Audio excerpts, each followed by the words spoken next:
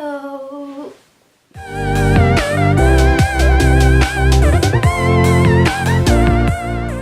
Vale, pues en este vlog vamos a hablar de bailes. Me han estado haciendo algunas preguntas, no es que tenga yo un máster en esto, pero precisamente porque me cuesta, a lo mejor puede servir para verlo desde otro enfoque. La cuestión es que lo primero que quiero avisar es que lo que voy a contestar en las preguntas es mi forma de hacer las cosas, ¿vale? Si te viene bien, bien. Si no lo quieres aplicar, pues haz lo que quieras, ¿vale? Yo estoy respondiendo desde mi perspectiva. Creo que eso debería darse por implícito, pero hay que explicar todo últimamente, ¿vale? Así que nada, eso. Antes de entrar a las preguntas, quiero ponernos un poco en contexto, para que tengamos una idea desde qué punto, desde qué base estoy yo explicando estas cosas. Soy excesivamente tímida, me da vergüenza todo y soy muy torpe. Voy andando, me doblo el tobillo y digo, oh, vale. Voy llena de moratones y no sé cómo me los he hecho, aunque sí me choco con los bordes de las puertas o con las patas de las sillas y de las mesas, no sé. La cuestión es que es tan normal que no me doy cuenta y no sé cómo salen. Y con lo de tímida me refiero a que cuando oigo música o veo bailar gente, me cuesta aguantarme de no ponerme yo también, ¿vale? Pero como me da vergüenza, no quería bailar en público. Y básicamente llevo desde que recuerdo poniéndome músicas, bailoteando. Pero me daba vergüenza, incluso aunque no me viera nadie, era muy raro, ¿vale? Cuando empecé a intentar bailar fue cuando empecé el canal en 2011, porque eran bailes de cosplay. Entonces era como si estuviera jugando, aunque realmente cuando empiezo un baile soy un show, porque estoy haciéndolo mal y estoy yo ahí riéndome de todo y diciendo, ¡guau, qué mal! Y cuando estuve de pausa, estuve dándole vueltas a muchas cosas y entre otras fue esta de que no me atrevía con bailes que no fueran muy repetitivos o muy cortos o muy fáciles en cuestión de movimientos, pero los veía y quería y me gustaban y yo quería pero no me atrevía. Entonces dije, si no los haces te vas a quedar con la espinita, tienes que hacerlos, te gustan mucho, hazlo. Y si no lo intentas nunca, de verdad nunca lo vas a saber hacer.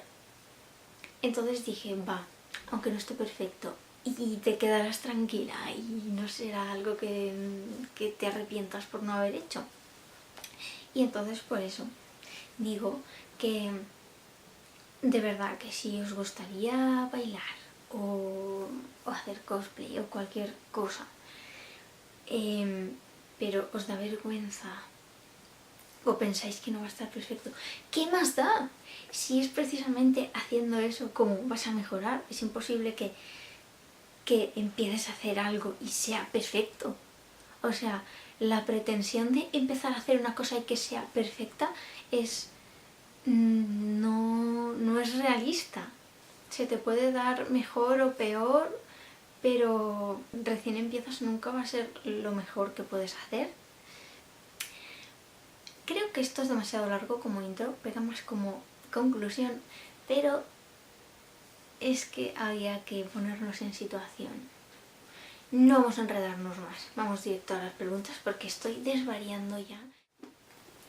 Pregunta número 1.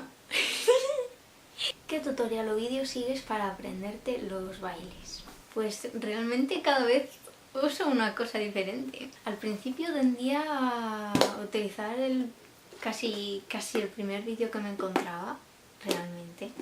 Como eran vídeos de Idolmaster la mayoría, pues o cogía un vídeo del juego o alguien que lo estuviera bailando, y me gustaba más cuando alguien lo bailaba porque ahora han mejorado los modelos, ¿vale? Pero antes se movían muy robótico y intentar que te quedase natural con unos movimientos así.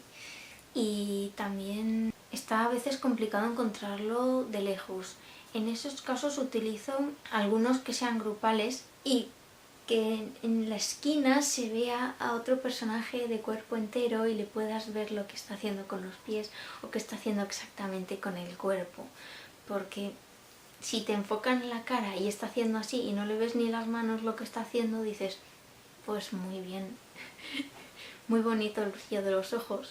Y pues a ver, yo lo que recomiendo es intentar buscar la fuente original. Si puede ser que se vea todo el cuerpo siempre, cuando no se ve pues hay que buscar varias y contrastar datos y todo eso. Aunque hay excepciones, si a lo mejor te has encontrado ese baile bailado por otra persona y así es como te entró por los ojos y te has aficionado a ese vídeo en concreto, aprendértelo con el vídeo que te gustó, porque es más fácil aprenderse los bailes cuando estás mirando una referencia que te gusta. Y también cada persona cuando baila tiene un estilo diferente y depende de si ese estilo se acerca más a lo que es el tuyo, igual es más fácil aprenderlo que con otra persona. A la hora de bailar puedes hacer algún fallo o no haberte dado cuenta de algo en el baile y cambiar algún paso sin querer o cambiar algún paso queriendo por cuestiones de la ropa que no te permitía hacer bien ese paso o por cuestiones del terreno que no podías mover bien los pies, yo que sé, mil cosas, ¿vale? Y entonces puedes acabar cambiando alguna cosa. Por eso está bien mirar el original. A veces miras una cover y luego miras el original y dices, les veo cierto parecido.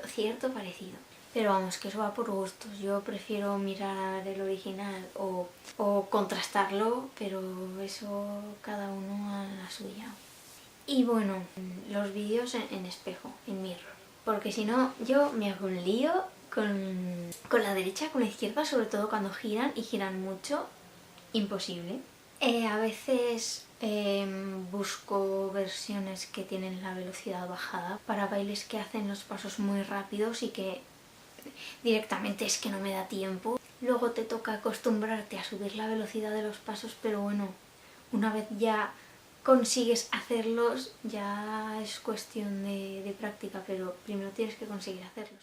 Pregunta número 2.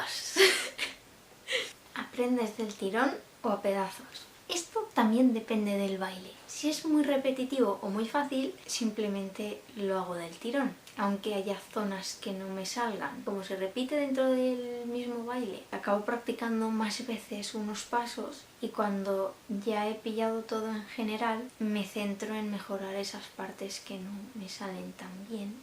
Y así es más fácil. Para mí es más fácil modificar algo una vez me sé lo demás, porque realmente por pedazos hago cosas que son complicadas o que son muy importantes para el baile, para poder entrar a los siguientes pasos. O sea que tienes que saber de ese paso sí o sí, porque si no ya... Pero me gusta intentar hacerlos del tirón porque si no, a lo mejor me quedo en blanco y digo, ah, qué pedazo tocaba ahora, ¿sabes? Entonces por eso intento hacerlo del tirón, para que quede más fluido. Así. Para los bailes que son más complicados o que te tienes que girar muchas veces, y claro, cuando estás girado tú no puedes estar mirando la pantalla. ¿Qué lado es el derecho y qué lado es el izquierdo? Y yo de hecho con eso tengo mucho problema porque ya digo que de normal ya me rayo, pues cuando está de espaldas todavía peor. Así que yo para esos casos me dibujo los bailes. ¿Qué pasa? Que cuando en un grupo les enseñan una coreografía, tienen a alguien enseñándoles los pasos.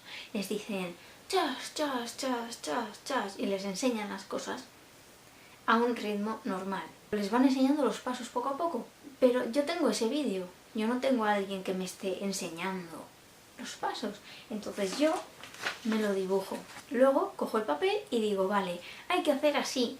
Y a mi ritmo voy haciendo los pasos. O sea, aunque haya mirado 1000 veces el baile, el cuerpo aún así no reacciona, ¿vale? Si hago ese trabajo primero, antes de ponerme con el baile, cuando empiezo el baile, ya sé un poco por dónde tirar o decir, vale, esto era con la derecha, no con la izquierda. Tengo que girar hacia este lado, no hacia este otro. Entonces yo hago eso. Escribir los bailes es un poco rollo porque te toca estar haciendo pausa todo el rato y te toca hacer muchas anotaciones. Que luego a lo mejor si el baile es muy fácil, solo miras el papel un par de veces, te solucionas las dudas porque no necesitas estar mirando el baile para decir ¿y hacia qué lado era este gesto ahora? No tienes que estar con el baile mirándolo y buscando, pasando durante todos los minutos a ver qué es.